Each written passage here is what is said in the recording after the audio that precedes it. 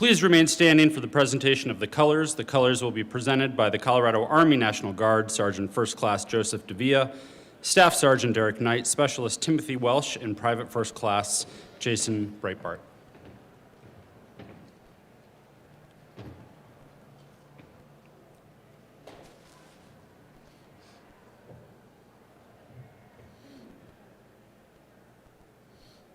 Present arms.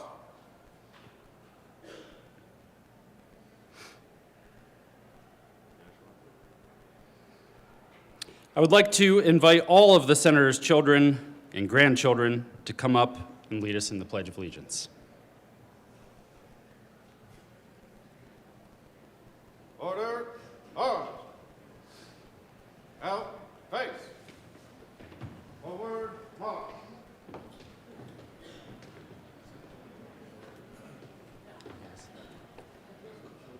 You guys leading us? All right, let's do it. I pledge allegiance to the flag of the United States of America and to the republic for which it stands, one nation, under God, indivisible, with liberty and justice for all. Let's give them a round of applause.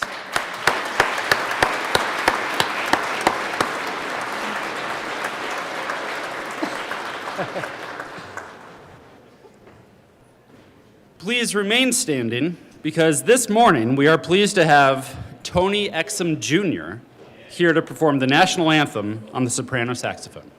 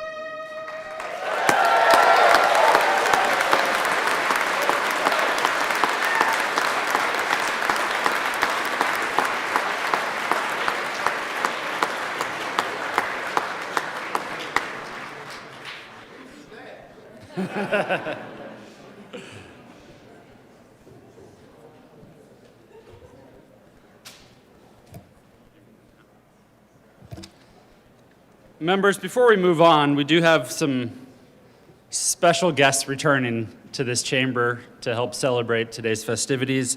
Please welcome back Senator Lundberg, President Carroll, President Groff, Senator Penfield Tate, and President Grantham.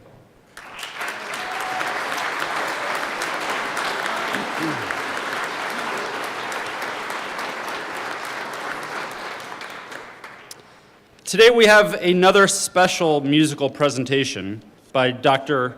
Michael Williams with Larea Edwards and Kristen Grant, who will be singing Lift Every Voice and Sing. Dr. Williams will be accompanied by Kayla Massey, William Davis, Melvin Sutton, Katie Carruthers, and Cedric D. Hall from the Cleo Parker Robinson Dance Company.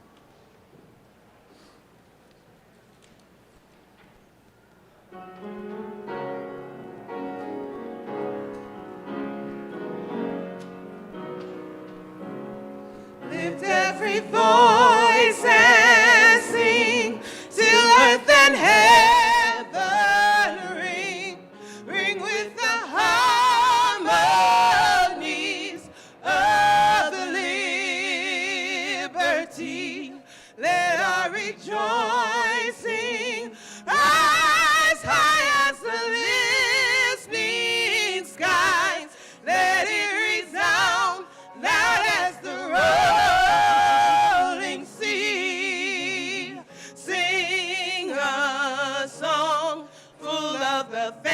that the dark past has taught us. Sing a song full of the hope that the present has brought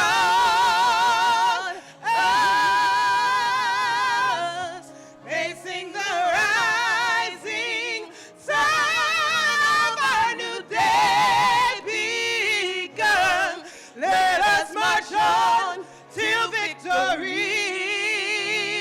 is won.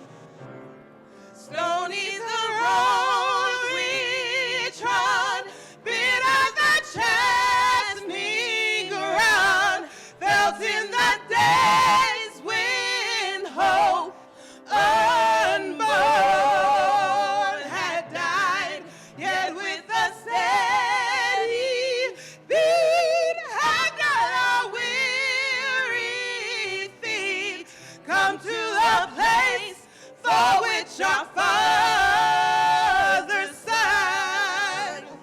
We have come over a way that with tears has been watered. We have come treading our path through the blood of the slaughtered.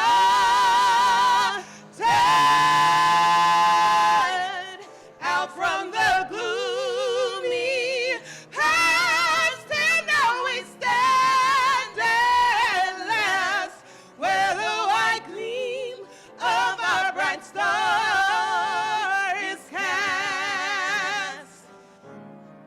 God of our weary years, God of our silent tears, thou who hast brought us thus far the way, thou who hast by thy might led us into the light, keep us forever in thy path, we pray. Lest our feet stray from the places, our God, where we met thee. Lest our hearts, drunk with the wine of the world, we forget thee.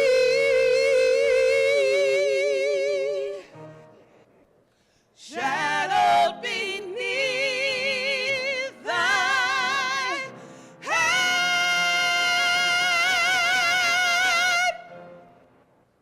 may we forever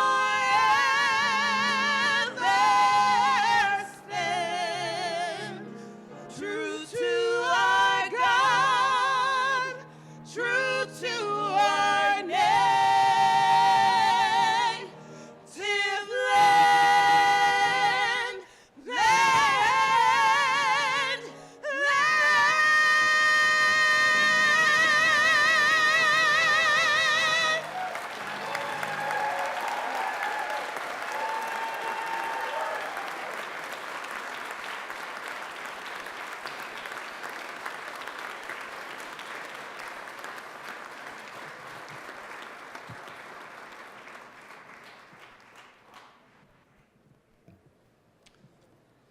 Members, we did just recently recognize some of our returning senators. I did miss one, and he's one that's usually hard to miss. Please welcome back to the chambers our friend, Senator Bob Gardner.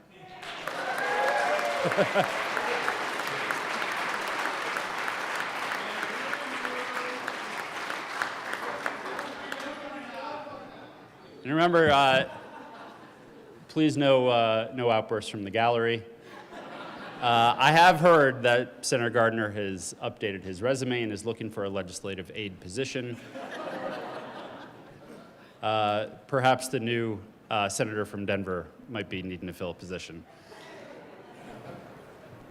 Before we begin the rest of today's festivities and ceremony and traditions, we are honored to have Chairman Melvin J. Baker from the Southern Ute Tribe here. with us today to take a moment to acknowledge the traditional land on which we are gathered.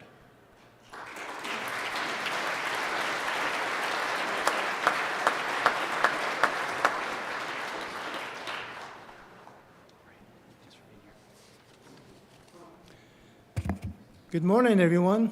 Mike, do each quiz. It's a beautiful day out there, and I'm honored to be here in front of you all, kind of to share some of our, messages as far as working together, a little history on our Southern Ute tribe, and just kind of knowing that we're all in this together. Regardless, we have to work together for a better tomorrow. Thank you again to Senate President James Coleman for the opportunity to welcome you to the opening ceremony of the 75th General Assembly. My name is Melvin J. Baker. I am the chairman of the Southern Ute Indian Tribe, one of two sovereign nations, and we are the two only federally recognized tribes, the Southern Ute and the Ute Mountain in the state of Colorado. The Southern Ute Indian Tribe near Ignacio, Colorado, and the Ute Mountain Ute Tribe headquartered in Toyac, Colorado. Unlike other tribes, we do not have a migration story and believe that the Creator placed us in the Rocky Mountains. Since time immemorial, we have maintained a deep connection and stewardship for the beautiful land and natural resources that we all cherish. Central to the Ute way of life is acknowledgement that we have a unique, interconnected relationship with the landscape and ecosystem.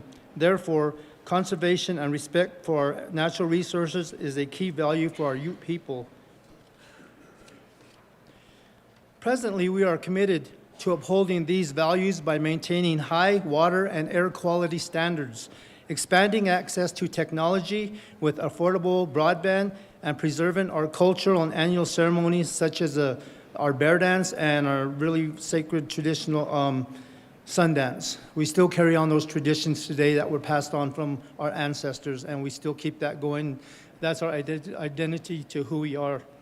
Our culture remains rich and vibrant despite a challenging history.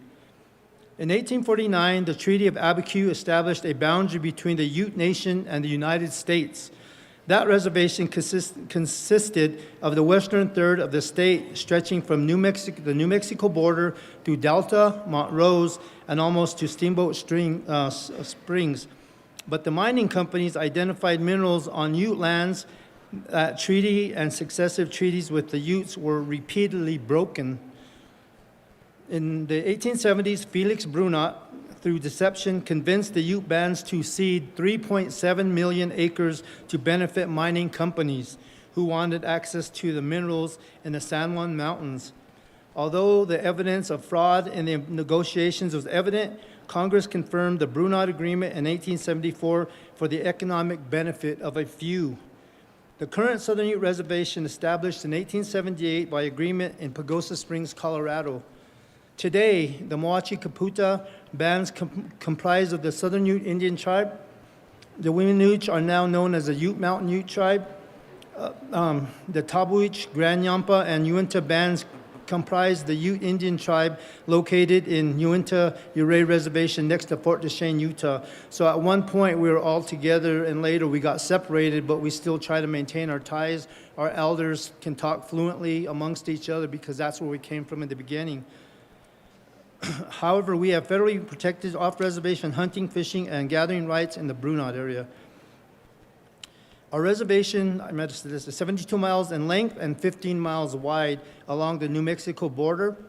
Our reservation is unique and is checkerboarded, meaning we have tribal land, private land, so sometimes we're doing something. We all have to work together. We've had individual companies that think they can just come through and cross our land with no right-of-ways, no cultural resources, things of that nature. So we really encourage them working together that come to us, let's talk, let's sit down, let's talk about it, and we can move things along a lot faster. Our strong government-to-government relationship with the state has been a model. It is a relationship that we are continually working on and improving. And a lot of times I personally, as a chairman, travel to other meetings across Indian country, and I do share that story with other tribes out there, the great working relationship that we have as a Southern Ute tribe, Ute Mountain tribe, with our own state of Colorado. I mean, there's many tribes out there that are not acknowledged by their states, but I proudly share that story of our story here with the state of Colorado and all our collaborative efforts that we work together to make things move along faster. Again, our government-to-government relationship with the state has been a model, like I said, and it's a relationship that we are continually working on. What was talked about 30, 40, 50 years ago, today's a new day. Today's a new day, and we all have our issues. Let's work together. We can accomplish so much more together and help each other out. And at the end of the day, we may not always win what we're advocating for, but that's okay. Tomorrow is a new day. We have to put that behind us and move forward for a better tomorrow. As you go forward in this legislative session and in your committees, please bear in mind your sovereign tribal neighbors. Although our reservation is within the southwest corner of the state, your legislation and work should consider the Nuchu as your constituents. Again, thank you for the opportunity to speak today in front of you all, and Happy New Year to everybody. Let's look forward to a great 2025, and forever as leaders, we're here to make a difference, not to set back. So let's work together humbly, and like I said, sometimes you win some, sometimes you lose some, so it doesn't matter. At least we tried. So thank you all, and have a great, beautiful, wonderful day. Doya.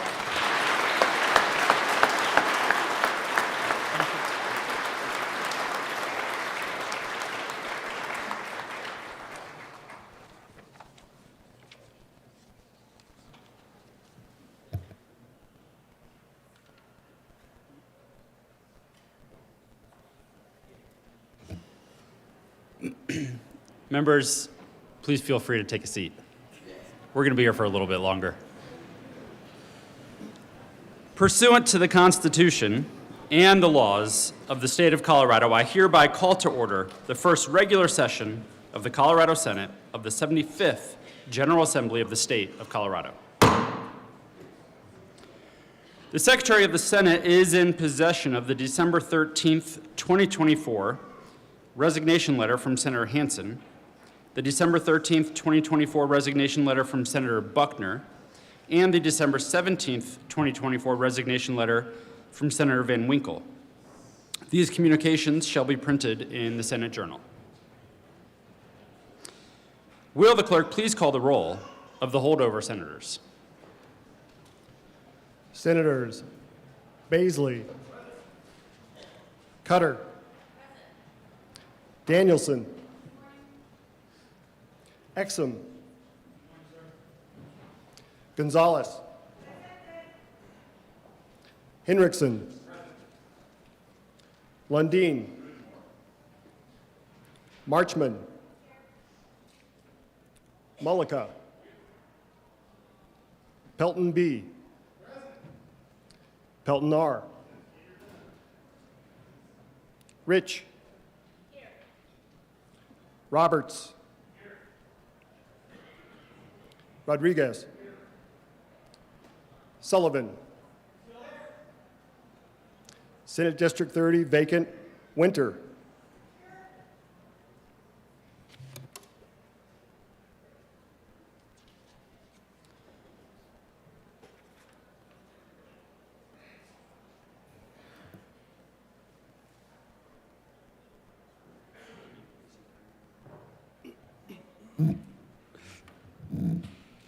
The roll call is 16 holdover senators present, 0 absent, 0 excused, and 1 vacant. Will the clerk please read the communications from the Secretary of State regarding the election results of November 5th, 2024 for members of the Colorado Senate? State of Colorado, Department of State, United States of America, State of Colorado. Certificate. I, Jenna Griswold, Secretary of the State of the State of Colorado, certify that I have canvassed the abstract of votes cast submitted in the State of Colorado and do state that, to the best of my knowledge and belief, the attached list represents the total votes cast for the members of the Colorado State Senate for the 75th General Assembly by the qualified electors of the State of Colorado in the November 5th, 2024 general election. In testimony whereof, I have set my hand and affixed the Great Seal of the State of Colorado at the City of Denver this 6th day of December, 2024. Jenna Griswold, Secretary of State. Colorado general election results, November 5th, 2024. State Senator, District 2, Counties, Douglas, Jennifer Brady, Democrat, vote totals 38,261, percentage 36.75%. Lisa Frizzell, Republican, vote total 63,181, percentage 60.68%. Karen Ann Harlos, Libertarian, vote totals 2,672, percentage 2.57%. State Senator, District 5, Counties, Delta, Eagle, Garfield, Gunnison, Hinsdale, Montrose, Pitkin, Kohlberger, Democrat, vote totals 42,357, percentage 47.77%. Mark Catlin, Republican, vote totals 46,310, percentage 52.23%. State Senator, District 6, Counties, Alamosa, Archuleta, Conejos, Castilla, Dolores, La Plata, Mineral, Montezuma, Montrose, Ouray, Rio Grande, Saguache, San Juan, San Miguel. Vivian Smotherman, Democrat, vote totals 41,108, percentage 44.09%. Cleve Allen Simpson, Republican, vote totals 52,131, percentage 55.91%. State Senator, District 10, Counties, El Paso, Ryan Howard Lucas, Democrat, vote totals 34,352, percentage 39.29%. Larry G. Liston, Republican, vote totals 49,886, percentage 57.05%. John C. Hairsman, Libertarian, vote totals 3,198, percentage 3.66%. State Senator, District 12, Counties, El Paso, Teller, Stan Vanderwerf, Republican, vote totals 35,872, percentage 47.45%. Mark Snyder, Democrat, vote totals 36,971, percentage 48.90%. John Michael Angle, Libertarian, vote totals 2,755, percentage 3.64%. State Senator, District 13, Counties, Adams, Weld, Scott Bright, Republican, vote totals 34,045, percentage 56.64%. Matt Johnston, Democrat, vote totals 26,060, percentage 43.36%. State Senator, District 14, Counties, Larimer, Kathy Kipp, Democrat, vote totals 58,742, percentage 68.24%. Phoebe McWilliams, Republican, vote totals 24,085, percentage 27.98%. Jeffrey Brocious, Libertarian, vote totals 3,259, percentage 3.79%. State Senator, District 16, Counties, Arapahoe, Jefferson, Robin Carnes, Republican, vote totals 49,302, percentage 47.84%. Chris Kolker, Democrat, vote totals 53,740, percentage 52.15%. Bennett Rutledge, Libertarian, write-in, vote totals 12, percentage 0.01%. State Senator, District 17, Counties, Boulder, Broomfield, Weld. Tom Van Loan, Republican, vote totals 31,509, percentage 33.23%. Sonia Jaquez Lewis, Democrat, vote total 63,308, percentage 66.77%. State Senator, District 18, Counties, Boulder, Judy Amabile, Democrat, vote total 73,150, percentage 90.47%. Gary Swing, Unity, vote total 7,704, percentage 9.53%. State Senator, District 19, Counties, Adams, Jefferson, Lindsay Doherty, Democrat, vote totals 54,900, percentage 56.13%. Sam Bandemere, Republican, vote totals 40,596, percentage 41.51%. Ryan Van Gundy, Libertarian, vote totals 2,305, percentage 2.36%. State Senator, District 21, Counties, Adams, Arapahoe. Frederick Alfred Jr., Republican, vote totals 31,982, percentage 48.89%. Daphne Michelson Janae, Democrat, vote totals 33,438, percentage 51.11%. State Senator, District 23, Counties, Larimer, Weld. Barb Kirkmeyer, Republican, vote totals 75,608, percentage 97.76%. Joseph Bobko, Democrat, write-in, vote totals 1,731, percentage 2.24%. State Senator, District 26, Counties, Arapahoe, Denver, Jefferson. Jeff Bridges, Democrat, vote totals 48,296, percentage 62.03%. Bob Lane, Republican, vote totals 27,756, percentage 35.65%. Meredith A. Ryan, Unity, vote totals 1,806, percentage 2.32%. State Senator, District 28, Counties, Adams, Arapahoe. Mike Weisman, Democrat, vote totals 35,064, percentage 63.51%. Pedro Espinosa, Republican, vote totals 20,143, percentage 36.49%. State Senator, District 29, Counties, Arapahoe. Janet Buckner, Democrat, vote totals 45,658, percentage 100%. State Senator, District 31, Counties, Denver. Chris Hansen, Democrat, vote total 75,769, percentage 83.92%. David Aitken, Libertarian, vote totals 14,515, percentage 16.08%. State Senator, District 33, Counties, Denver. Max Minnick, Republican, vote totals 12,452, percentage 18.16%. James Coleman, Democrat, vote totals 56,129, percentage 81.84%. State of Colorado, Department of State, United States of America, State of Colorado certificate. I, Jenna Griswold, Secretary of the State of Colorado, certify that I have canvassed the abstract of votes cast submitted in the state of Colorado, and do state that to the best of my knowledge and belief, the persons listed in the attached list were duly elected to the office of Colorado State Senate by the qualified electors of the state of Colorado in the November 5th, 2024 general election.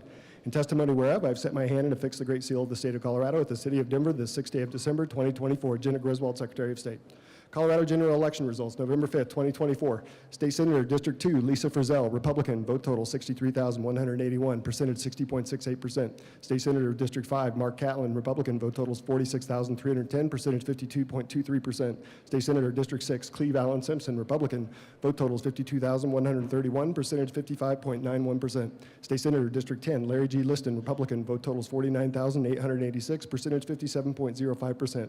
State Senator, District 12, Mark Snyder, Democrat, vote totals 36,971, percentage 48.90%. State Senator, District 13, Scott Bright, Republican, vote totals 34,045, percentage 56.64%.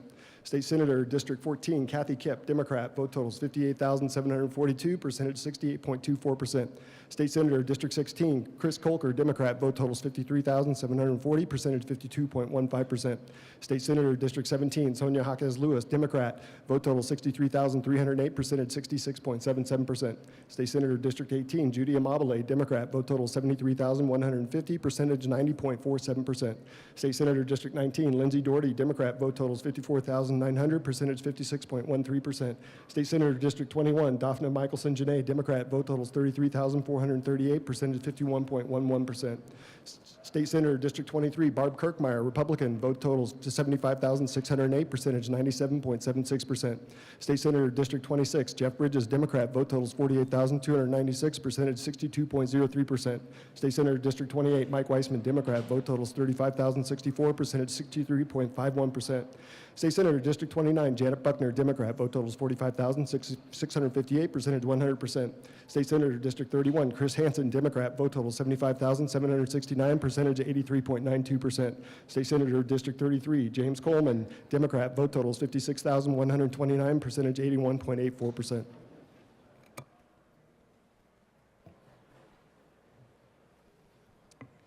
Now that was a reading. Let's give him a round of applause.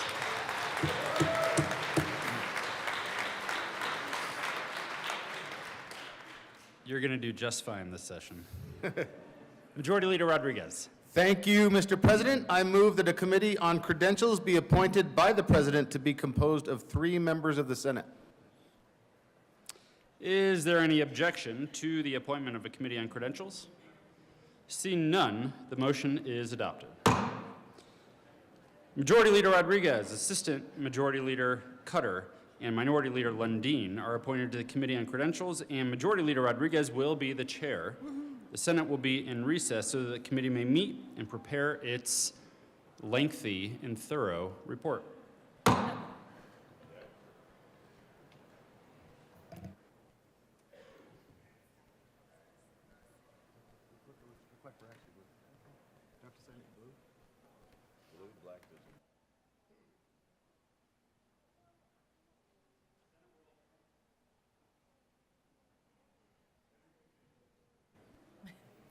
Exactly. Good morning, Mr. Chairman. The Senate will come back to order. Majority Leader Rodriguez.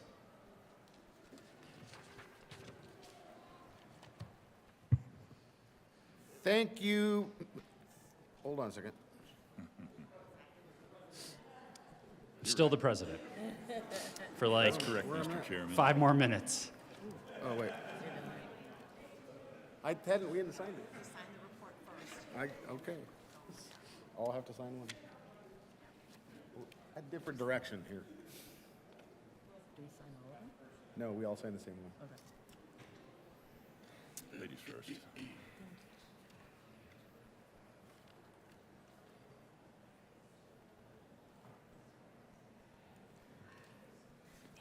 Thank you.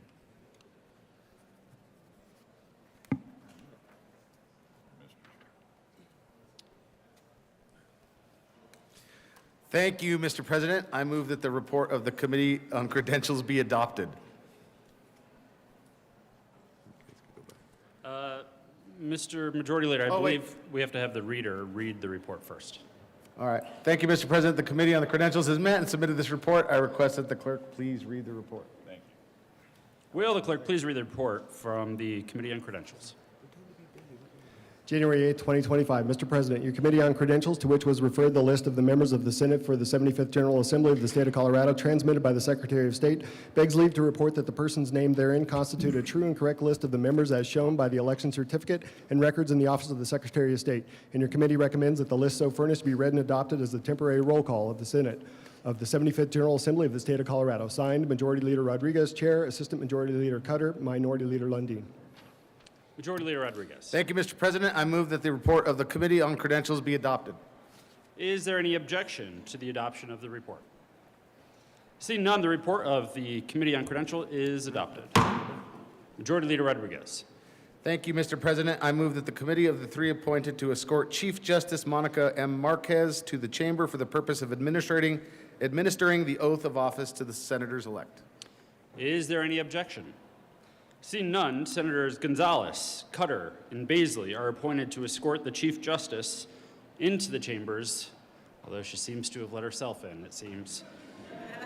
There is a separation of powers here, Madam Justice. The Senate will stand in recess as the committee convenes.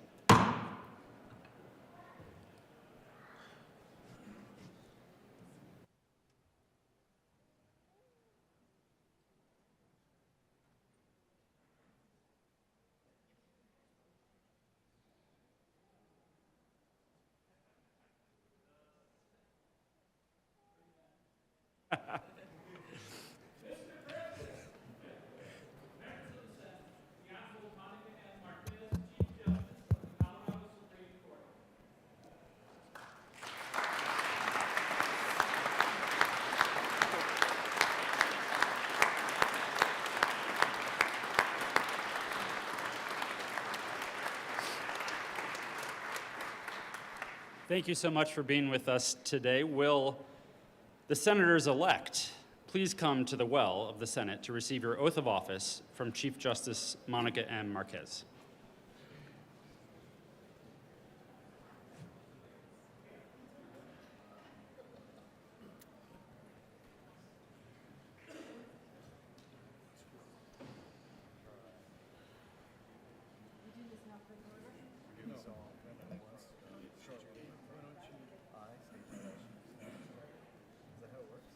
Please proceed.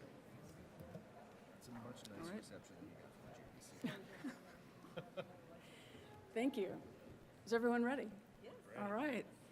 Please raise your right hand and repeat after me. I state your name. I, Jeff Richards, Do solemnly swear do solemnly swear that I will support the Constitution of the United States that I will support the Constitution of the United States and of the State of Colorado, and of the State of Colorado, and will faithfully perform and will faithfully perform the duties of the office the duties of the office of State Senator of State Senator, to which I have been elected, to which I have been elected, to the best of my ability. to the best of my ability. So help me God. So help me God. Congratulations.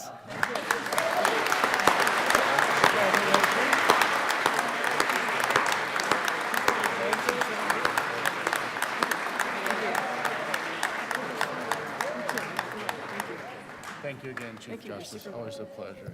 Yeah, thank you. Thank you so much.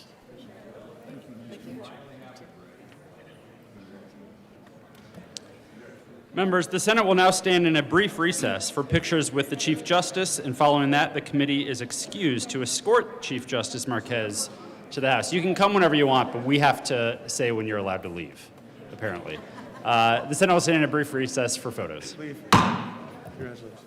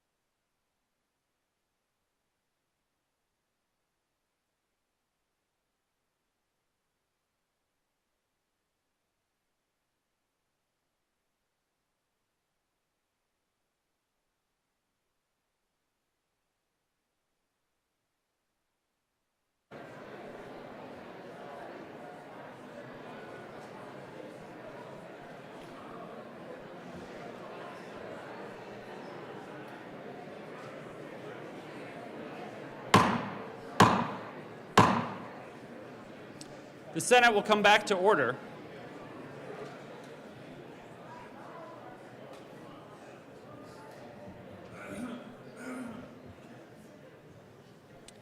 Will the clerk please call the roll of the senators-elect? Senators Amabile, Bridges, Bright,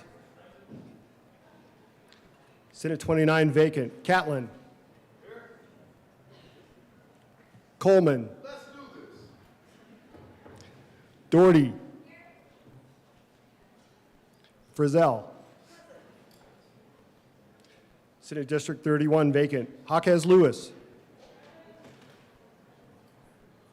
Kip, Kirkmeyer,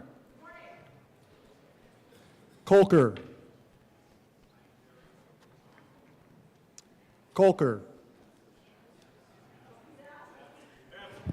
Looks like we have another vacancy.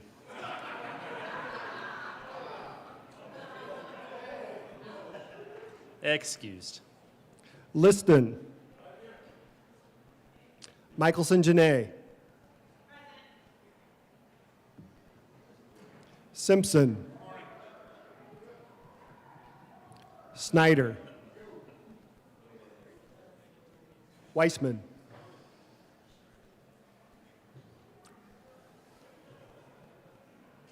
Kolker,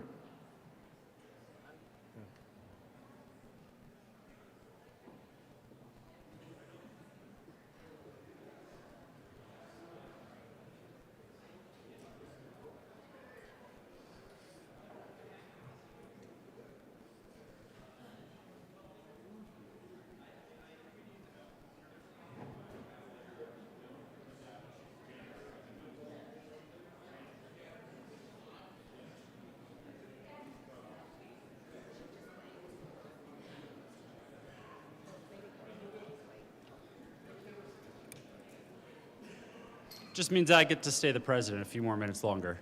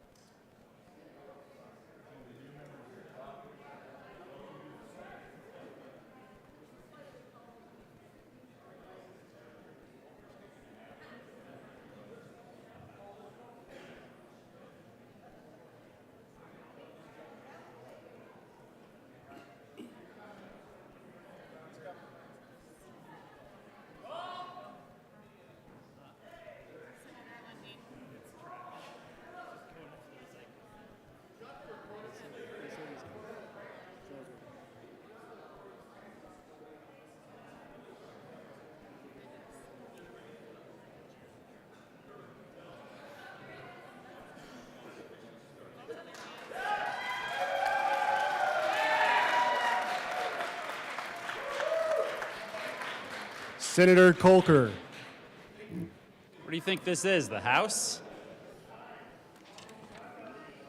The roll call is 16 senators, just barely, 0 absent, 0 excused, and 2 vacant. The temporary roll call of the Senate is 32 present, 0 absent, 0 excused, and 3 vacant. We do have a quorum. Majority Leader Rodriguez. Thank you, Mr. President. I move that the temporary roll call of the Senate be made the permanent roll call of the Senate. Is there any objection? Seeing none, the motion is adopted, and the temporary roll call of the Senate is now the permanent roll call of the Senate. I think that's all the business we have today.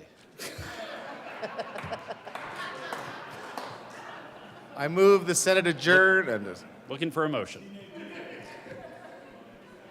Nominations are now open for President of the Senate. Majority Leader Rodriguez. Thank you, Mr. President. I nominate Senator James Coleman for President of the Senate for the first regular session of the 75th General Assembly. Minority Leader Lundin. Good morning, Mr. President. I get to say that one last time. Thank you, Mr. President. I second the nomination of James Coleman, President of the Colorado State Senate. Are there any other nominations?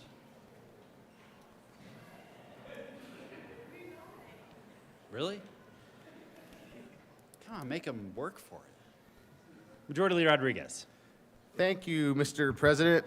I move that nominations be closed and unanimous vote be cast for Senator Coleman for President. Are there any no votes? Seeing none, a unanimous vote is cast, and Senator Coleman is elected as President of the Colorado State Senate for the 75th General Assembly.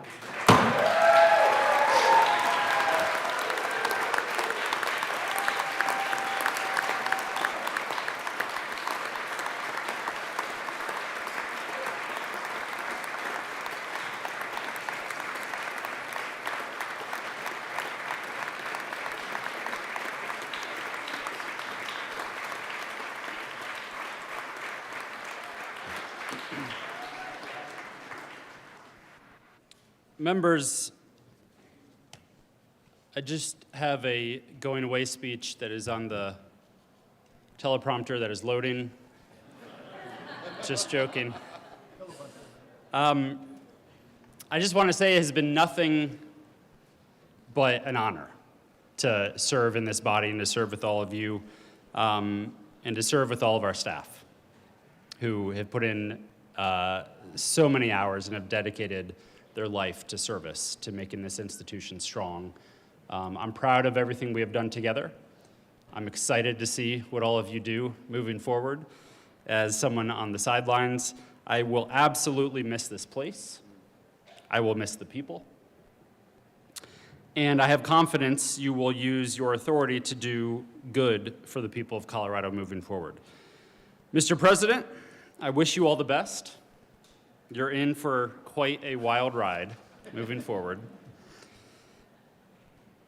The passing of the gavel, I think, is very representative of a lot that is happening in our democracy these days. And it means something more than just simply passing a piece of wood to another individual. I think it represents the transfer of power, represents authority, it represents the power of this institution and that it is more than just one individual. It represents the passing of time, and it represents change. And I think the gavel should absolutely represent the intellect and the authority and the abilities of the individual who holds that gavel. And that's why, Mr. President, I want to give you your gavel for the 75th General Assembly. Thank you so much. Okay, I'm just joking. It's actually, I have the real gavel right here. Mr. President. That's even worse. Congratulations, President Coleman. I wish you only the best, and I will look forward to seeing all that you accomplish in leading this great chamber to look out and work every single day for the people of Colorado. Thank you. Wow. Appreciate you, brother. Thank you.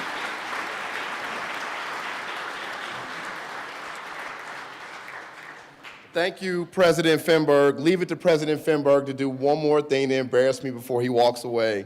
But President Finberg, thank you so much for the amazing work that you did, laying the foundation for me and for so many others when it comes to future leadership. Thank you most of all for being an amazing husband, father, friend, because in the end, those are the things that matter. They last eternally. There's a lot of pictures out here on these walls, and only we who have served together will have known each other. And thank you for being a model of leadership that we can all follow. Let's give him one more round of applause.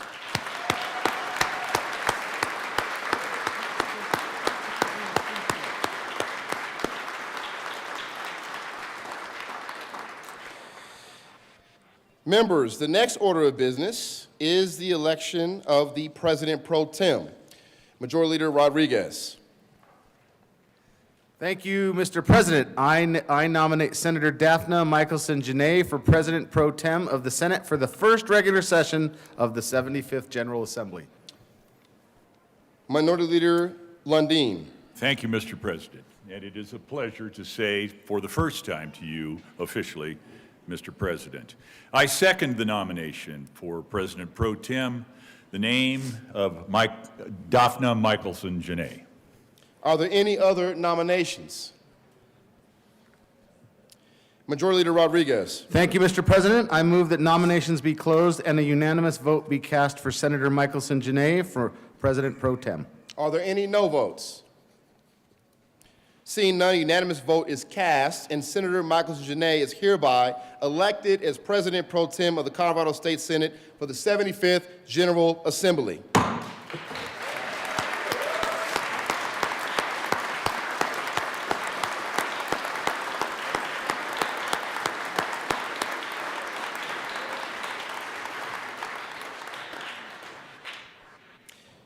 Introduction and consideration of resolutions. Will the clerk please read the title of Senate Joint Resolution 1? Senate Joint Resolution 1 by Senators Rodriguez and Representatives Duran and McCluskey concerning the adoption of the joint rules as the temporary joint rules of the 75th General Assembly. Majority Leader Rodriguez. Thank you, Mr. President. I move for the adoption of Senate Joint Resolution 1, making the joint rules of the 74th General Assembly the temporary joint rules of the first regular session of the 75th General Assembly. The motions for the adoption of Senate Joint Resolution 001. Are there any no votes? Seeing none. The vote is 32 ayes, 0 noes, 0 absent, and 0 excused, and 3 vacant. The motion is adopted. Co-sponsors. All right. Will the clerk please read the title of Senate Resolution 001? Senate Resolution 001 by Senators Rodriguez concerning the temporary rules of the Senate.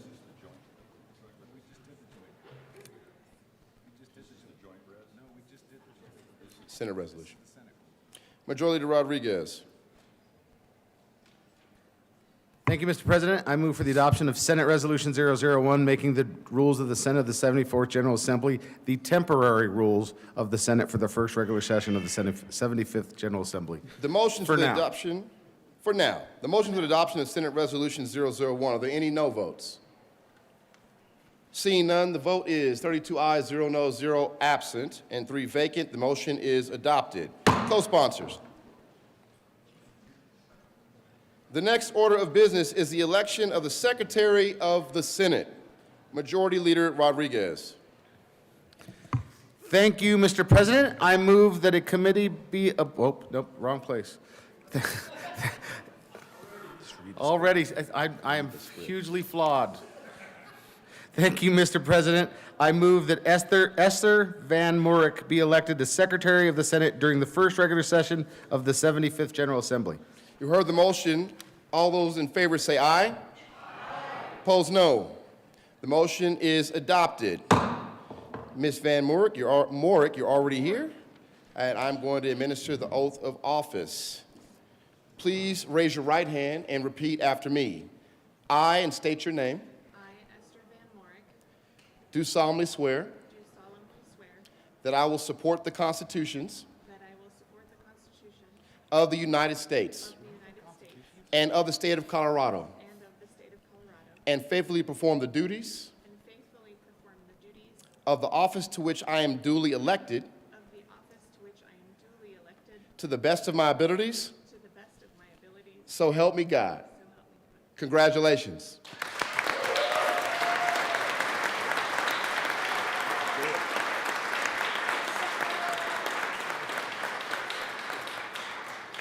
Congratulations, Ms. Van Morik, Majority Leader Rodriguez.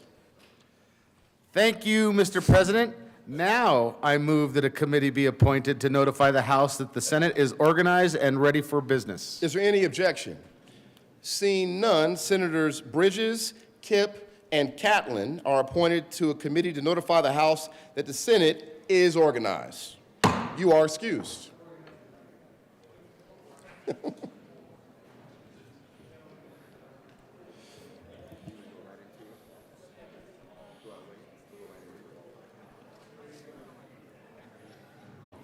The Senate will stand in recess until the committee's return.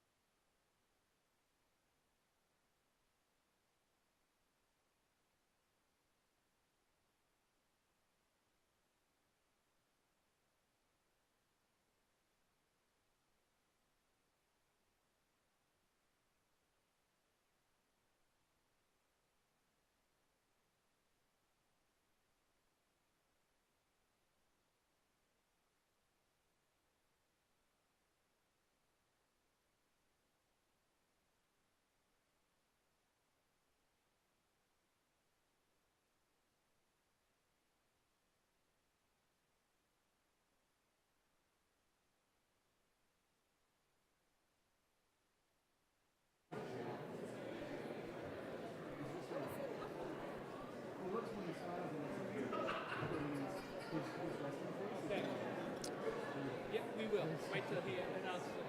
So the House is here to say that they're ready. Finally. Yeah, he recognizes them. Members, we have individuals from the House. Please help me in welcoming Representatives Velasco, Gilchrist, and Caldwell. Please come down to the well.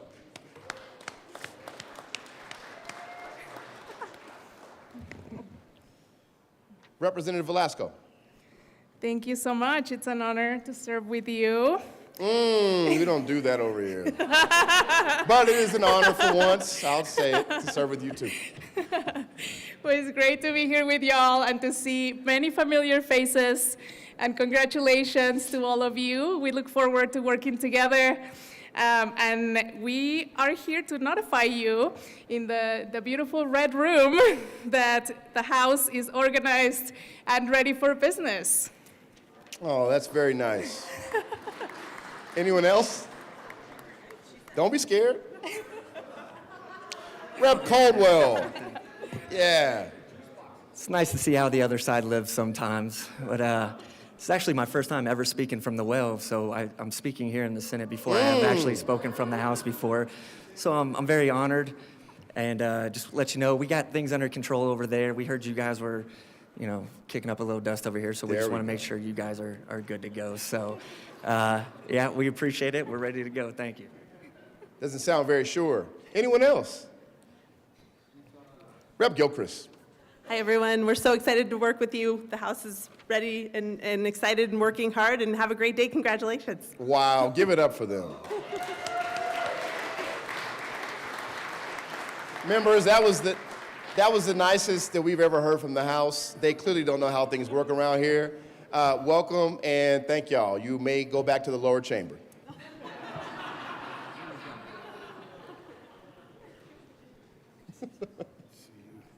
Congrats. The Senate will come back to order. Will the committees please report?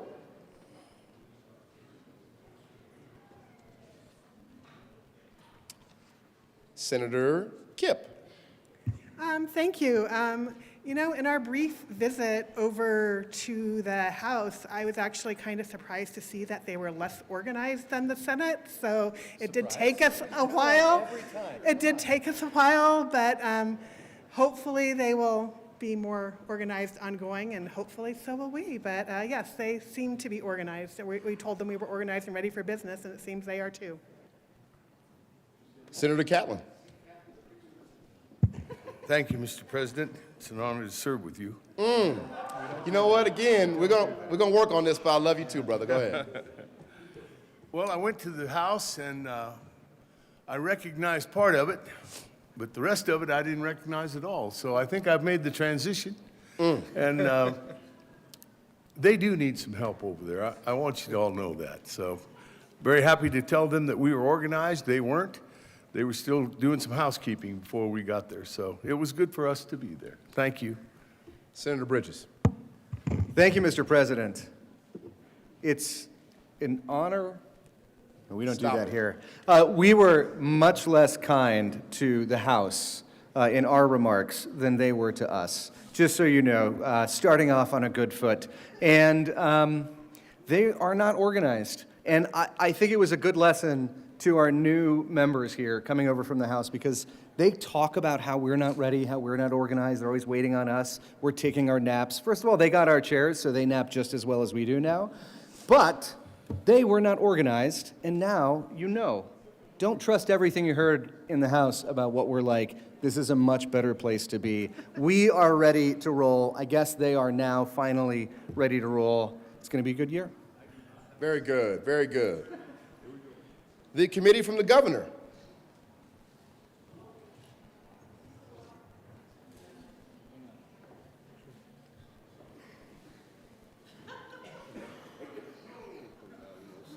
Senator Amabile. Thank you. I'm bigger on Zoom, too. Thank you, Mr. President. The governor and his team are ready, and they are happy to hear that we're ready, and they're about to descend upon us so that they can amend all of our bills.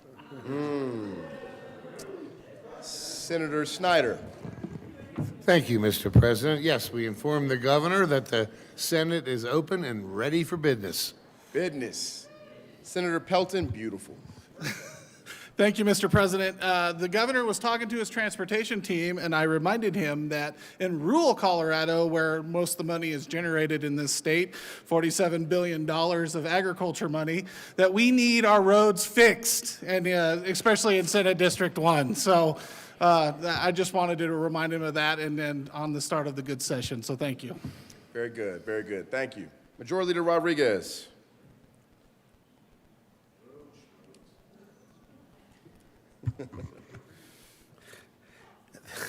Thank you, Mr. President. At this time, I would request that the clerk read the committee appointment letters to the Senate committees of reference and the standing committees. Will the clerk please read the committee appointment letters?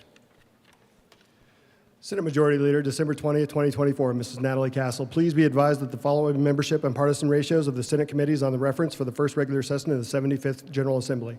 Agriculture and Natural Resources, 7 members, 4 Democrats, 3 Republicans. Senator Dylan Roberts, Chair. Senator Jesse Danielson, Vice Chair. Senator Nick Hendrickson. Senator Janice Marchman.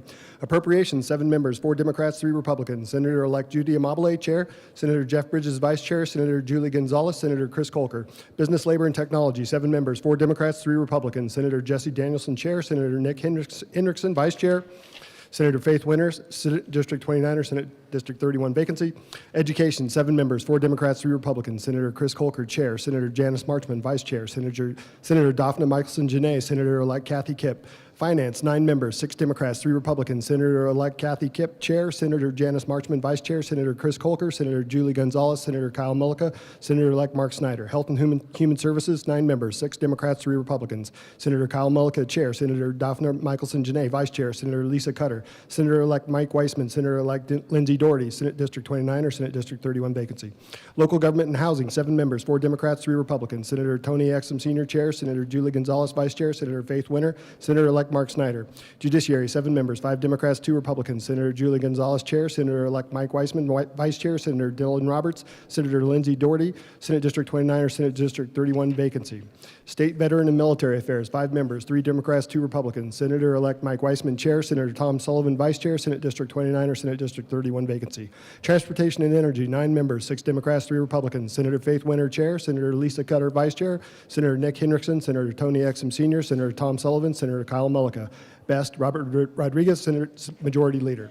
Colorado State Senate, December 20, 2024. Director Castle, please be advised of the following membership for the first regular session of the 75th General Assembly.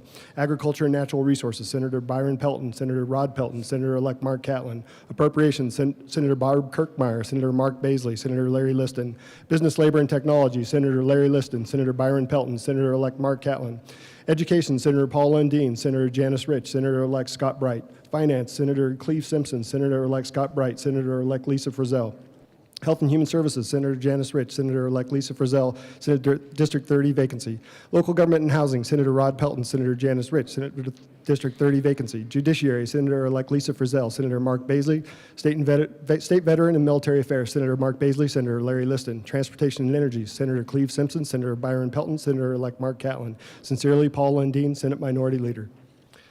President of the Senate, December 30th, 2024, Natalie Castle. Dear Natalie, I am reappointing Senator Daphne Michelson-Janae to the Legislative Audit Committee. This appointment is effective immediately through the end of the term of the 75th General Assembly. Sincerely, Steve Finberg, Senate President. President of the Senate, Natalie Castle. Dear Natalie, I am pleased to reappoint Senator Dylan Roberts to the Committee on Legal Services. This appointment is effective immediately. Sincerely, Steve Finberg, Senate President. President of the Senate, January 3rd, 2025, Natalie Castle. Dear Natalie, I am pleased to reappoint Senator Julie Gonzalez for the Committee on Legal Services. This appointment is effective immediately. Sincerely, Steve Finberg, Senate President. President of the Senate, January 3rd, 2025, Natalie Castle. Dear Natalie, I am pleased to appoint Senator-elect Mike Weissman for the Committee on Legal Services. He will be replacing Senator Chris Hansen. This appointment is effective immediately. Sincerely, Steve Finberg, Senate President. January 3rd, 2025, Ms. Natalie Castle. Dear Director Castle, please be advised that pursuant to CRS 2-3-502, I am appointing Senator Lisa Frizzell to the Legal Services Committee for the 75th General Assembly. Respectfully, Paul Lundeen, Senate Minority Leader. January 3rd, 2025, Ms. Natalie Castle. Dear Director Castle, please be advised that pursuant to CRS 2-3-201, I am appointing Senator Barb Kirkmeyer to the Joint Budget Committee for the 75th General Assembly. Respectfully, Paul Lundeen, Senate Minority Leader. January 3rd, 2025, Ms. Natalie Castle. Dear Director Castle, please be advised that pursuant to CRS 2-3-101, I am appointing Senators Lisa Frizzell and Rod Pelton to the Legislative Audit Committee for the 75th General Assembly. Respectfully, Paul Lundeen, Senate Minority Leader. January 3rd, 2025, Ms. Natalie Castle. Dear Director Castle, please be advised that pursuant to CRS 2-3-301, I am appointing Senators Paul Lundeen, Cleve Simpson, Byron Pelton, and Janice Rich to the Legislative Council Committee for the 75th General Assembly. Respectfully, Paul Lundeen, Senate Minority Leader. President of the Senate, January 3rd, 2025, Natalie Castle. Dear Natalie, I'm pleased to appoint Senator Dylan Roberts, Senator Julie Gonzalez, and reappoint Senator Faith Winter to the Legislative Council. These appointments are effective immediately. Sincerely, Steve Finberg, Senate President. President of the Senate, January 3rd, 2025, Ms. Carrie Hunter. Dear Ms. Hunter, I am pleased to appoint Senator-elect Mike Weissman to the Legislative Audit Committee. He will be replacing Senator Julie Gonzalez. This appointment is effective immediately. Sincerely, Steve Finberg, Senate President. Senate Majority Leader, January 7th, 2025, Ms. Natalie Castle. Please be advised that I am appointing Senator Jeff Bridges and Senator-elect Judy Amabile to the Joint Budget Committee. Best, Robert Rodriguez, Senate Majority Leader. Colorado State Senate, January 6, 2025, Ms. Natalie Castle. Dear Director Castle, please be advised that pursuant to CRS 2-3-502, I am appointing Senator-elect John Carson to the Legal Services Committee for the 75th General Assembly. Respectfully, Paul Lundeen, Senate Minority Leader.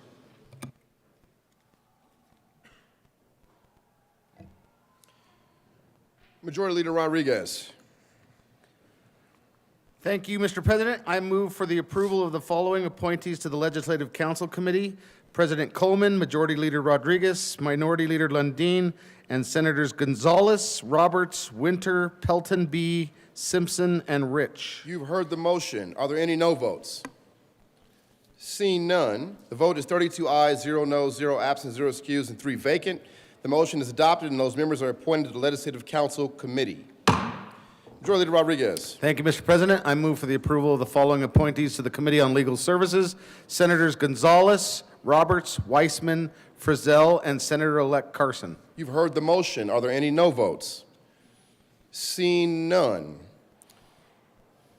The vote is 32 ayes, 0 noes, 0 absent, and 0 excused, 3 vacant. The motion is adopted, and those members are appointed to the Committee on Legal Services. Majority Leader Rodriguez. Thank you, Mr. President. I move for the approval of the following appointees to the Legislative Audit Committee: Senators Michelson Janae, Weissman, Frizzell, and Pelton R. You've heard the motion. Are there any no votes? Seeing none. The vote is 32 ayes, 0 noes, 0 absent, 0 excused, and 3 vacant. The motion is adopted, and those members are appointed to the Legislative Audit Committee. Majority Leader Rodriguez. Thank you, Mr. President. I move that the Senate stand in recess to hear remarks for Senator Coleman, the President of the Senate, and Senator Lundeen, the Senate Minority Leader. Is there any objection? Great. Seeing some objection? Oh, no objection. Seeing none, the Senate will stand in recess.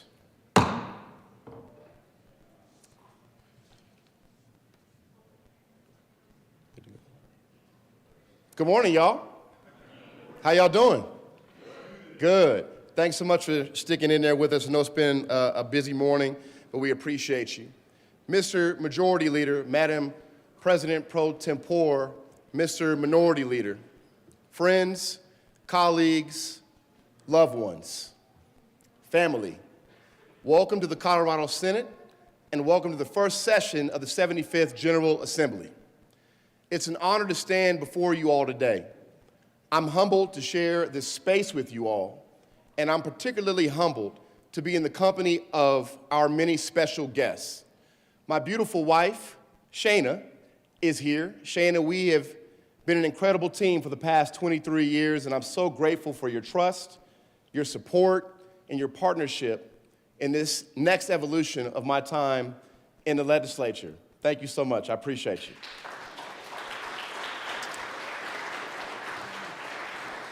Also, my amazing twins, Naomi and James, are here. When I was sworn into the House in 2017, Naomi and James were small enough that both sat on Shana's and my lap. That is not possible anymore. But I am just as grateful to have you both here today as I was to have you with me 8 years ago. I'm so proud of the young people you are becoming, and I want you both to know that we do this work for you. Thank you both. If I didn't do this, I'd be in trouble, y'all, so bear with me. I want to acknowledge my mother-in-law, Krista Wallace, who has known me since I was 13 years old. Thank you for allowing me to date your daughter.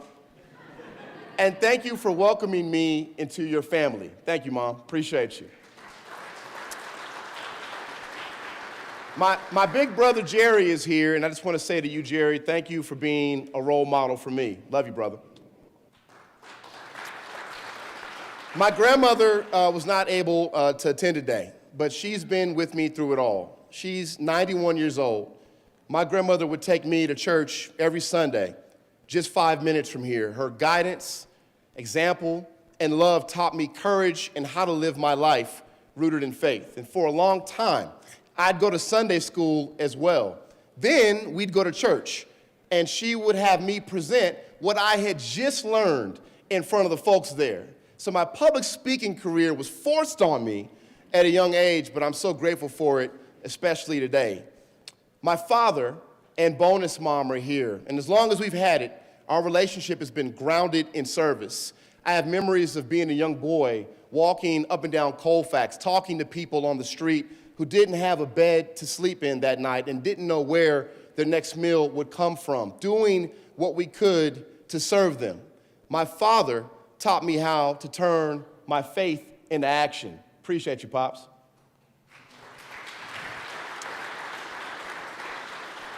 Today, we're also lucky to welcome a number of new faces to the Colorado Senate, so let's give a warm welcome to all of our new members.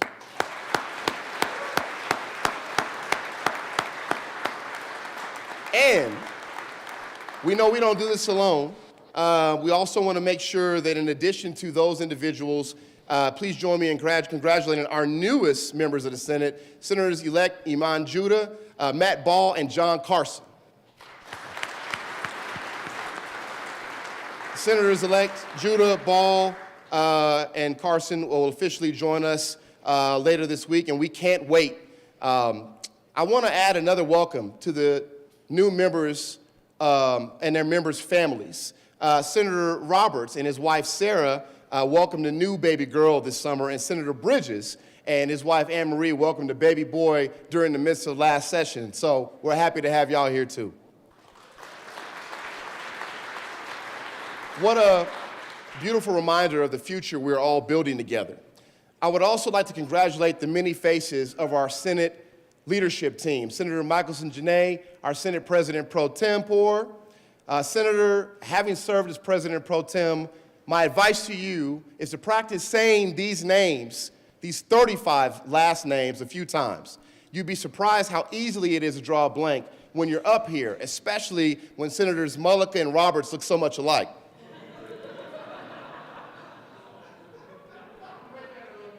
There we go. We're also welcoming Senator Cutter, our Assistant Majority Leader, Senator Henriksen, our Majority Whip, Senator Roberts, our Majority Caucus Chair, and of course, Senators Bridges and Amabile, our fearless JBC members. Let's give them a round of applause.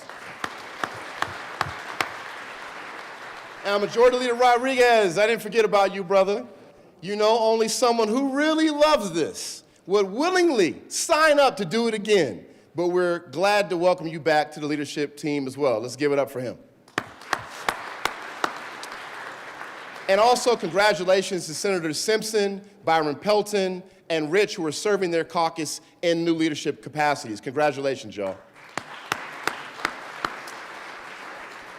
Close watchers of the Senate may have noticed another big difference in the makeup of the Senate. Cindy Markwell has officially and finally freed herself from this desk, and Esther Van Morik has graciously stepped up to fill her shoes as our next Secretary of the Senate. Esther, they're big shoes to fill, but we have full confidence that you will shepherd us through these next 120 days and enable us to be efficient and effective during our brief time here. Thank you so much, Esther. And before we applause, thank you to the rest of your team and for your hard work today and every day. Thank you to our team right here. Let's give it up to them. We're welcoming a few new members of our nonpartisan staff. We have Justin Schaffler, our new reading clerk, and two new sergeants, Aaron Robinson and Lee Vityenos. We promise there won't be too many late nights or too much weekend work. Right, Mr. Minority Leader? Let's give it up for those staff as well. I have just a few more welcomes, if you all would be kind enough to bear with me. I'd like to acknowledge that there were members of the Denver Ministerial Alliance here earlier, a group that has been instrumental in teaching me how to do work for community and social justice. We're also blessed to be in the presence of several former leaders and history makers in Colorado. I'd like to acknowledge, although they've been acknowledged, the Honorable Penfield Tate.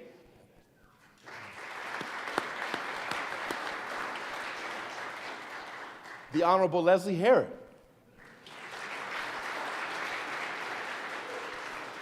And several others who were not able to be with us today. I know I'm breaking the rules, but the Honorable Terrence Carroll, the first African-American to serve as Speaker of the Colorado House of Representatives, is here in the gallery. Thank you very much, Speaker Carroll. And the man who taught me that strength, grace, and temperament make a good and fair leader, the Honorable Peter Groff, the first African-American to serve as Colorado Senate President, who was also joined by his wife, Reverend Dr. Regina Groff. Let's give them a round of applause.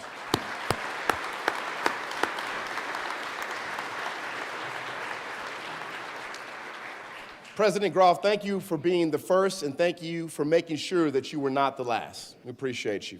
Finally, I'd be remiss not to mention a few of the leaders and loved ones who have gone before us and who have had a deep impact on my life and my service to the state. The Honorable late Gloria Tanner, the first African-American woman to serve as Colorado State Senator, and my senator when I was growing up in the district where I was born and raised, and now have had the honor of representing for the past 8 years Senate District 33. And George Brown, another alumni of Senate District 33 and Colorado's first African-American politician to win statewide office. And finally, my mom. My mom has passed, but my mom voted for me when I first ran for office. She was with me at the very beginning of this journey, and I believe she is here with me today. She always believed in me. Thank you, Mom. Appreciate y'all. It's amazing, she helped me to see the remarkable things we are all capable of when we have someone that believes in us, even just a little.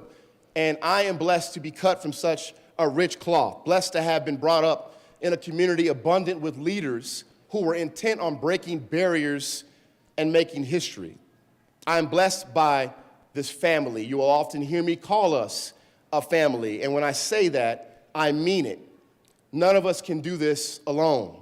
Our families, our friends, our constituents, our faith leaders, our colleagues, our staff, our partners in and outside of this building. Each of the 35 of us sit at these desks with a team behind us, a team that shares in our dedication, our hopes, dreams, fears about Colorado's future, and our ability to shape it.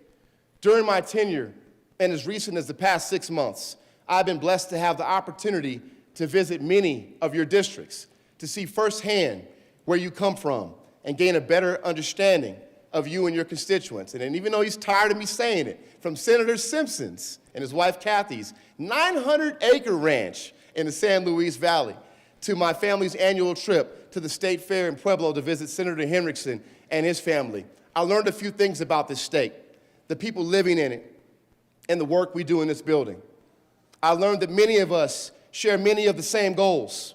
We share the desire to build a Colorado where if you work hard, you will have the ability and opportunity to earn a good living and support your loved ones. I know that we can agree that we need to do more to meet Coloradans' economic needs. I know we can agree that everyone deserves a safe, affordable place to call home, that regardless of income or zip code, you deserve a well-funded and resourced school that will prepare you for success, and that when you need to go to the doctor, the bill won't break the bank. And I know we can agree that there's more work to do. Though we may disagree at times on how we get there, I know that we share a commitment to building a Colorado where everyone has all they need to thrive. I believe in our ability to recognize that commitment in one another. And I believe that we can truly be united in our shared vision for and our belief in a better Colorado. But this is not just a vision we share amongst ourselves. It is born from the people of Colorado, and it is upheld and carried out by us. The work we do all throughout the year and the votes that we will have to take over the next 120 days are in complete service to the people and to our state's future. Our country faces so many unknowns in the coming years. I understand that many of us in this room and in our state have fears and anxieties about what could or could not happen. We know that, however, there are a few things that we do know. We know about the resilience of the Colorado people in tough times. We have an amazing ability to think critically about the conditions in which we live and ask ourselves, how can we improve? Not only for our betterment, but for our neighbors as well. We know that we will stand up against hate and any efforts to scare us or divide us. Our diversity makes us stronger, and in Colorado, we can and we will get in the way of threats to our neighbors' safety.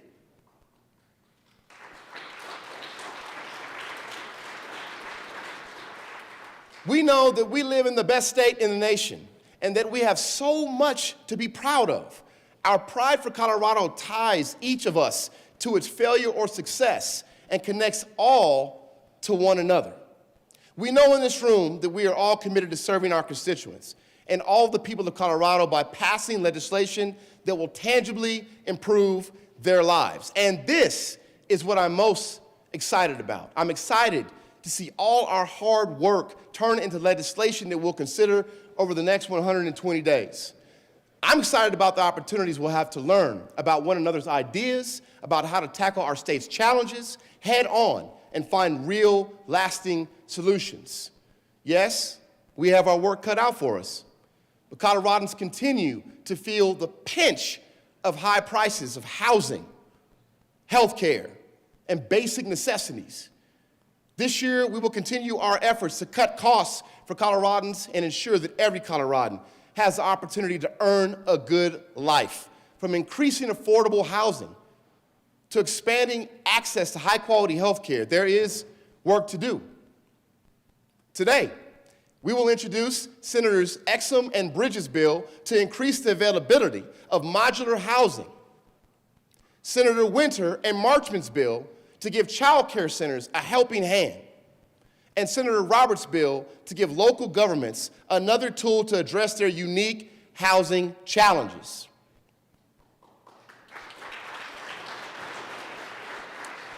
We will also work to ensure that Colorado is a great place to do business and ensure that it is a great place to be employed.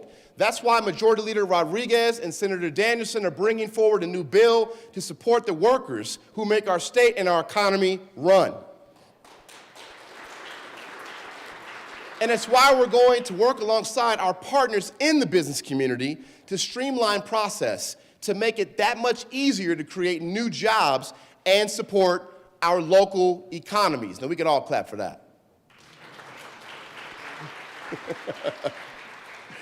We must be a state where everyone has the opportunity to thrive, where if you work hard, you can earn a good life for you and your family. We also must be a state where you can go to the grocery store, our kids can go to school, and we can live our lives without fear or violence. In recent years, we have worked to build safer communities all across Colorado, from supporting first responders to passing common sense gun violence prevention laws. We are committed to evidence-based solutions that will keep Colorado safe. Today, we will introduce Senator Sullivan's bill to better enforce our existing law banning high-capacity magazines.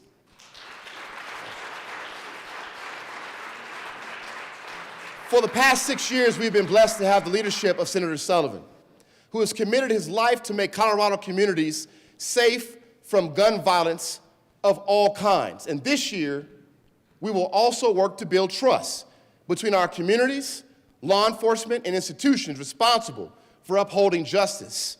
Through existing investments in public safety and new voter-approved funding sources, we will work together to support survivors of crime and violence.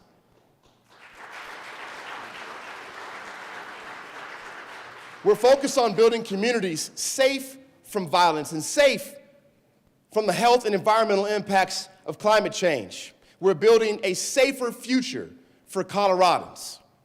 As we consider the beautiful state that we live in, we take great pride in our mountains, our trails, our rivers, open spaces, and our amazing sunsets. We go to great lengths to protect and sustain them, as we should. They make us who we are. Even greater, those amazing things are the gifts that are our children. We must be a state where every child is guaranteed a high-quality education that prepares them to live well and realize their hopes.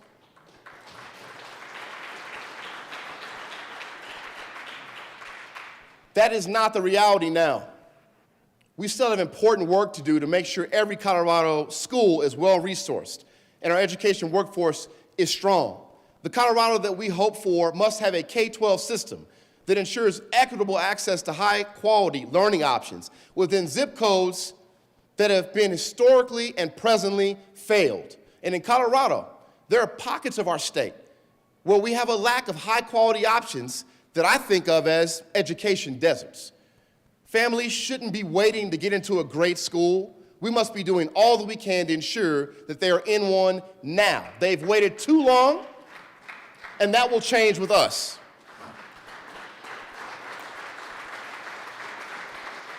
I stand here as Senate President, a black boy from Park Hill that some imagine would never be anywhere near this place.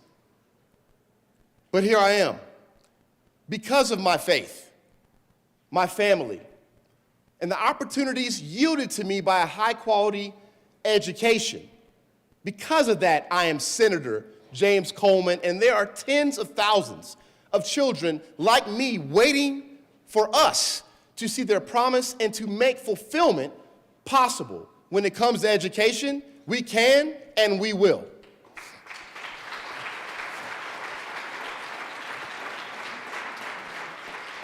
This year, we will work hard to defend the investments we have made in our students, teachers, and classrooms. Just last year, we came together and we took the monumental step of eliminating the budget stabilization factor.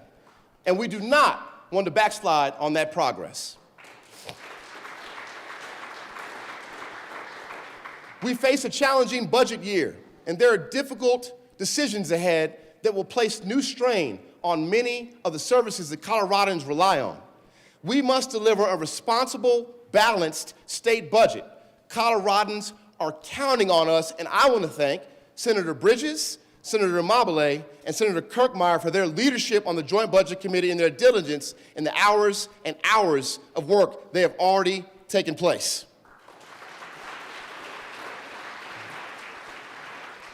This is not glamorous work, y'all. Grandstanding isn't going to balance our budget. We have no choice but to work together to do what's best for Coloradans and protect the critical services so many rely on. Those things are just a start. Those are just a few of the bills we can anticipate and challenges we'll need to overcome. There will also be unknowns.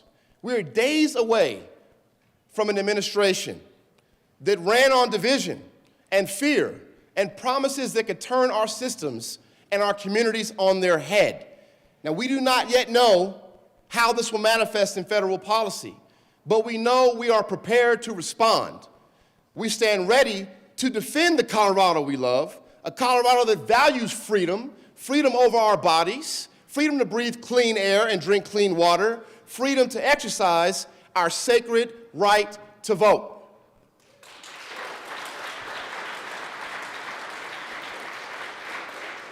We will build on the protections that guarantee the freedom to make decisions about your body. This year, voters reaffirmed their support for their freedom and decided to constitutionally protect the right to reproductive health care and abortion. We will fight for our progress that preserves our beautiful outdoors, cleans up our air, and conserves our water. We will defend the Colorado that values diversity. We know that our communities are stronger when we stand against hate and show the country that Colorado is a place for everyone. In some cases, yes, we will have to wait and see to respond to decisions coming out of Washington. But in other cases, we will stand ready with proactive measures that will ensure our freedoms. And that's why today, we will introduce Senator Gonzalez's Colorado Voting Rights Act to protect access to the ballot box for every voter and shield Colorado from any effort to dismantle the Voting Rights Act.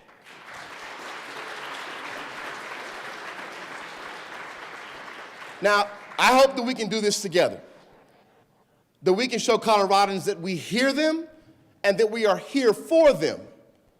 Let's do this the Colorado way, not the Washington way, because, no offense, we don't do this work for the folks in D.C., we do this work for Colorado.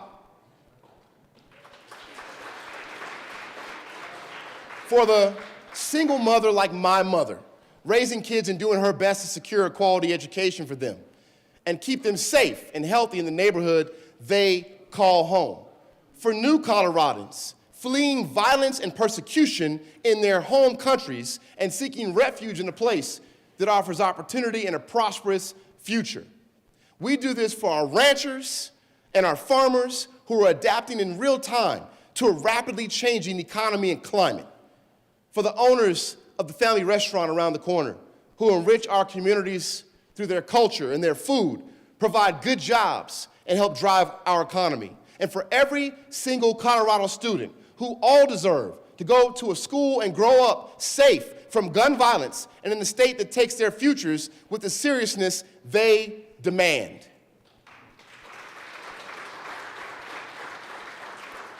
We do this work for Colorado, in service to Colorado. Here in this building, we do this work with one another and in service to one another. We have 120 days, 120 days where we can choose to do the work. We can choose to listen. Look, I know what I know, but I don't always know what the person sitting next to me knows. And none of us should assume that we do. We can choose to make ourselves present, return phone calls and texts, sure, but choose to pick up the phone first, too. Choose to be proactive in this work. We can choose to make our work approachable. Each of us can invite and welcome Coloradans into this unique, imperfect, sometimes dull, but never boring democratic process. We should show up in our districts and get to know our constituents. And if you can, choose to do so in your colleague's district as well. We can choose to support one another in this challenging work. We must foster a culture where everyone who comes into this building, from senators to nonpartisan staff to caucus staff to our legislative aides, knows that they are supported and that we have their back just like they have ours.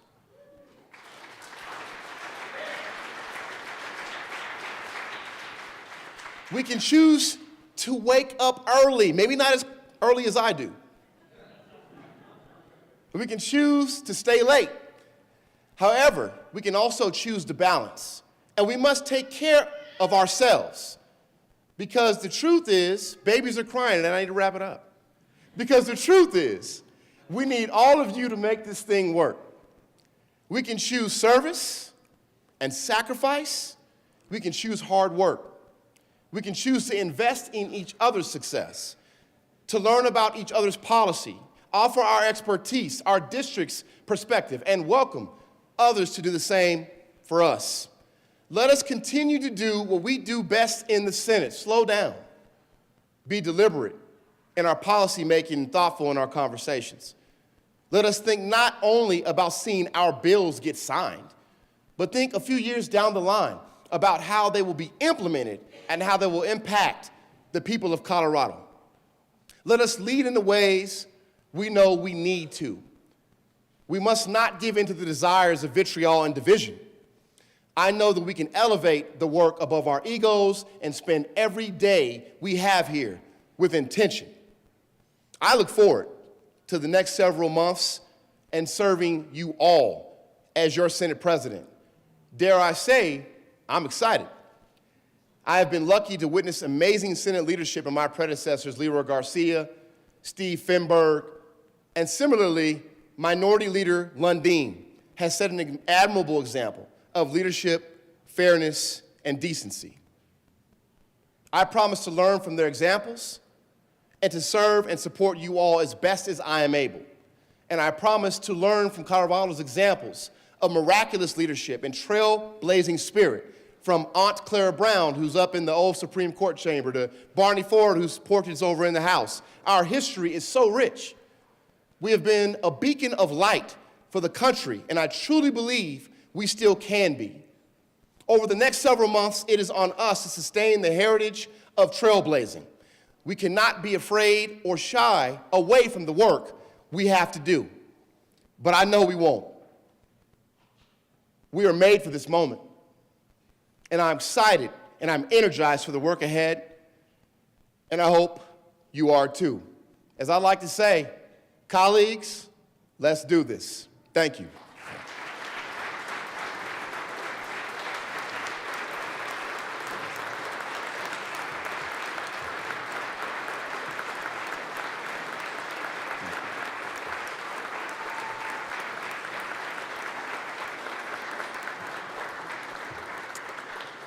And now, I have the privilege of introducing our Senate Minority Leader, Senator Paul Lundeen. Please join me in welcoming him to the well.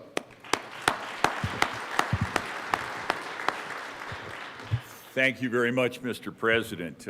I have the unenviable position of standing between you and your lunch. So for today, I will be brief. My friends and colleagues and the many honored guests that are with us today, we gathered today in this chamber beneath the great gold dome of Colorado's fabled capital at a pivotal moment, one of trembling and promise, of uncertainty and hope. It feels as though Colorado, indeed our nation, is wrestling with its very soul. Who have we been? Who are we now? Who do we hope to become? These questions are not abstractions. They're both the heart of our work and the foundation of our calling here and now. Colorado is a place of breathtaking beauty and boundless opportunity, a state blessed with a spirit as expansive as its mountains and as enduring as our plains.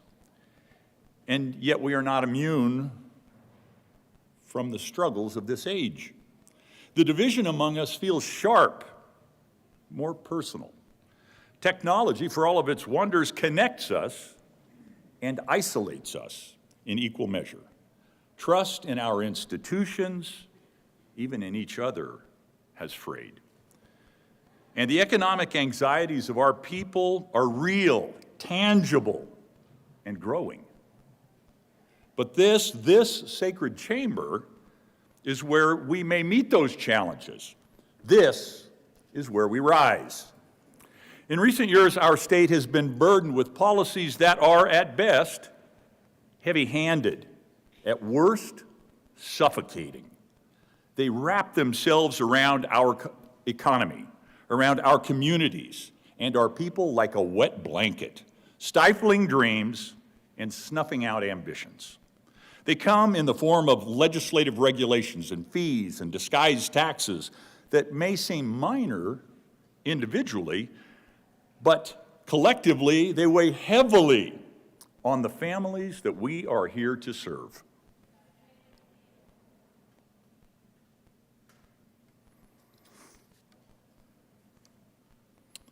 We've all seen it, haven't we?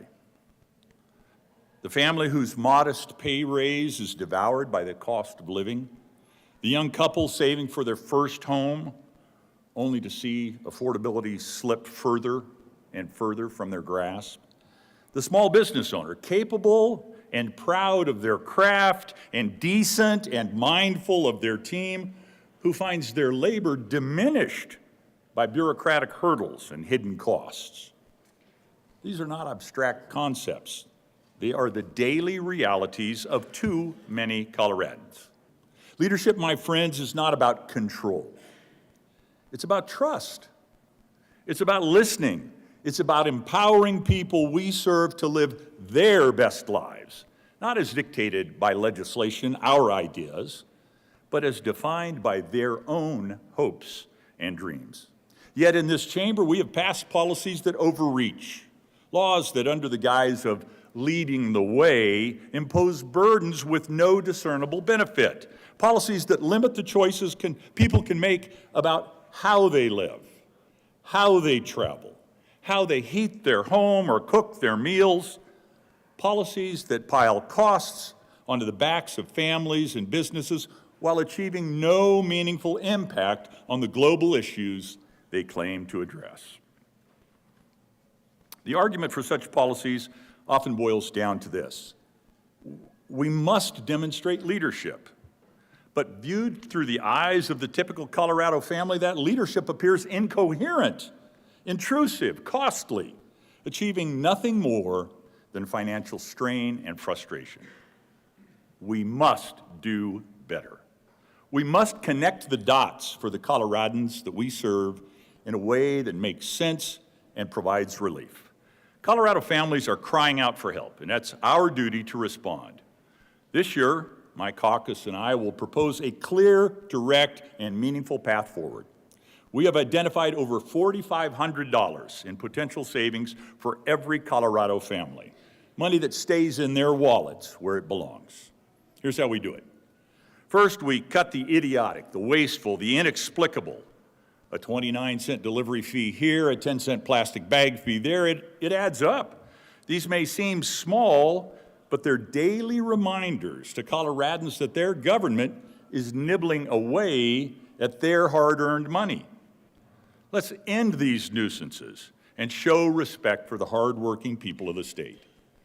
Second, and this is a little bit bigger, we tackle the onerous regulations that stifle growth and innovation. The very same pressures pinching the families of Colorado are squeezing the businesses that provide their jobs and fuel their communities. The Colorado Chamber of Commerce recently sounded the alarm, revealing that our state has become the 6th most regulated state in the nation. You know, there's things where you want to lead, but being burdened by regulation is not a great place to lead the nation. Of the nearly 200,000 regulations on the books, a staggering 45% are excessive and duplicative. These just aren't numbers. They're roadblocks to the path of growth and prosperity. Once Colorado stood tall as a beacon for businesses, ranked 11th among the states for best places to work and thrive. But we've slipped today, and our cost of doing business has plummeted to a troubling 39th. These aren't mere rankings. They're reflections of a less competitive environment, one where employers face uphill battles to survive and grow. And when businesses struggle, it's not an abstraction. It means no raises, smaller paychecks, or worse, lost jobs for Coloradans. Between 2020 and 2023, Colorado's private industry, they faced an additional 7.1% increase in business restrictions. A dramatic surge when you consider that federal regulatory burden in that same time frame grew by just 1.3% in the same period. They're not just numbers on a page, they represent real challenges for businesses, workers, and the families of our state. And these costs, these burdens, they're felt deeply. For every 10% increase in regulations, Colorado loses an estimated 36,000 jobs, 9,000 firms. These aren't faceless statistics. They're the local shops that close. These are the folks you know or knew doing business in your neighborhood. The small manufacturers that downsize, the families that lose their livelihood. When we cut the red tape, we don't just help businesses, we create opportunities for workers, build stronger communities, and position Colorado as a beacon for entrepreneurship and investors. That's the kind of Colorado we should be aiming for. And that's the kind of future regulatory reform that we can help achieve. This session, let's choose to first do no harm. We need stability in our regulatory environment. Nothing stifles investment and innovation like uncertainty. Let's commit to consistency and simplicity, reviewing the rules already in place, keeping what works, and eliminating so much that doesn't. This isn't about deregulation for the sake of it. It's about something much deeper. It's about freedom. The freedom to create, to innovate, and to dream big. It's about opportunity. We can make sure that every Coloradan has a fair shot at success. And it's about responsibility. We must recognize that prosperity doesn't come from government mandates, but from the hard work, the ingenuity, and the determination of the people of Colorado. This struggling Colorado is not the Colorado we know and love. It's not the Colorado we should accept. We must restore our state to its rightful place as a land of opportunity, a place where businesses and people can flourish, jobs are abundant, families thrive. From housing to energy to transportation to childcare and the day in, day out basics of life in Colorado, like going to the grocery store. We can and must roll back the burdens that make life less affordable and less free. Let's be clear. Colorado's affordability crisis isn't just a talking point. It's a moral imperative. Housing costs are crippling. Energy bills are rising. Childcare is out of reach for too many families. These are real problems, and they demand real solutions. It's not about politics. It's about people. It's about the single mother who needs a little extra in her paycheck to buy groceries that's hers to keep and not the government's to scrape. It's about the young family dreaming of a home but struggling with skyrocketing costs. It's about the small business owner who wants to grow but is held back by excessive regulations. So let's resolve on this opening day of our session to give Coloradans what they deserve. Trust restored in their institutions, freedom to pursue their dreams, and cash back in their pockets. To every Colorado family, I say, this legislature, this session, we must put you first. And to my colleagues, I ask this, will you join us? Will you join us in delivering at least $4,500 in real relief to every Colorado family? Will you help us make Colorado affordable again? The time for action's now, and the people of the state are counting on us. Because leadership's not about grand speeches or sweeping gestures. Leadership's about doing the work, listening to the people, and building a future that's free, fair, and full of opportunity. Let's roll up our sleeves. Let us act in a new way with courage and conviction. Let's give Colorado families reason to believe in us, in this chamber, and in their future. Thank you, and may God bless Colorado. Let's make this year a year of action, of unity, of hope, and a year of some extra dollars in the denims of the people of Colorado. Thank you, Mr. President.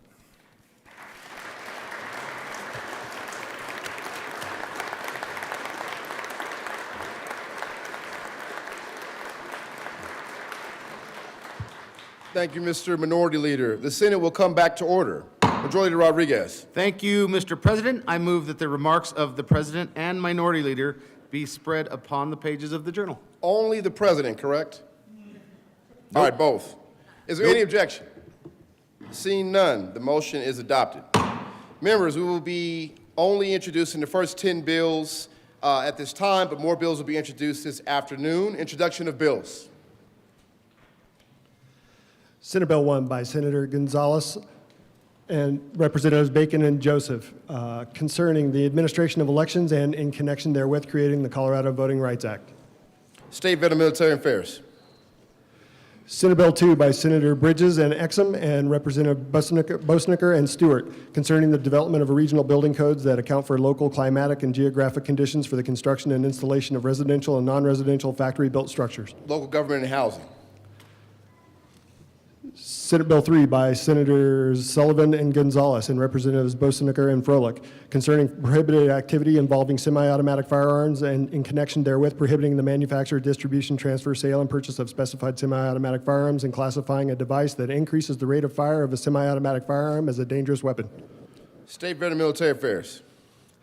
Senate Bill 4 by Senators Winter and Marchman and Representatives Wolford and Garcia concerning regulating fees licensed child care centers may charge families. Business, Labor, and Technology. Senate Bill 5 by Senators Rodriguez and Danielson and Representatives Mabry and Bacon concerning the elimination of a requirement for a second election to negotiate a union security clause in the collective bargaining process. Business, Labor, and Technology. Senate Bill 6 by Senator Robert and Representatives Rutinell and Bradfield concerning the authorization of the state treasurer to invest state money for the creation of affordable for-sale housing in the state. Local government and housing. Senate Bill 7 by Senators Cutter and Marchman and Representatives Velasco and Weinberg considering support to increase prescribed burns. Agriculture and natural resources. Senate Bill 8 by Senators Hendrickson and Kipp and Representative Froelich concerning adjustments to the necessary document program administered by the Office of Health Equity and the Department of Public Health and Environment. Health and Human Services. Senate Bill 9 by Senators Roberts and Danielson and Representatives Weinberg and Joseph concerning recognition of certain tribal court orders. Judiciary. Senate Bill 10 by Senators Mullica and Pelton B. and Representative Brown concerning electronic communications and healthcare. Health and Human Services. Message from the House. January 8, 2025. Mr. President, the House has adopted and returns herewith Senate Joint Resolution 1. Chief Clerk of the House.